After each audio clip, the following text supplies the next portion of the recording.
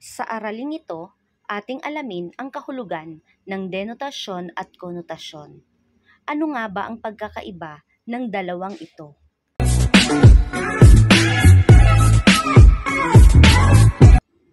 Unahin natin ang salitang pagpapakahulugan. Ito ay ang pagbibigay kahulugan sa isang salita o pagbibigay detalye upang higit na maunawaan ang kahulugan ng isang salita o ng isang larawan. Ang dalawang uring ito ay ang denotasyon at konotasyon. Denotasyon. Ang denotasyon ay tumutukoy sa formal at literal na kahulugan ng isang salita. Ito ang pangunahing kahulugan na matatagpuan sa diksyonaryo. Samantala, ang konotasyon naman ay nagbibigay ng iba't ibang pag-unawa at interpretasyon batay sa konteksto ng paggamit nito. Halimbawa, rosas.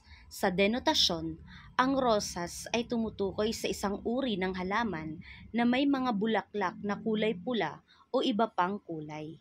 Sa konotasyon naman, maaring ito'y tumutukoy sa pag-ibig, romantikong relasyon, o pagmamahal. Ikalawa, pagong.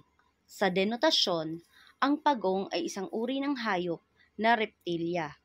Sa konotasyon naman, ang pagong ay nangangahulugang mabagal ang kilos ng taong tinutukoy. Ikatlong halimbawa, ahas.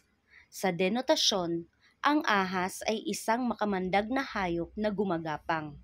Sa konotasyon naman, ang ahas ay tumutukoy sa ugali ng isang taong traidor.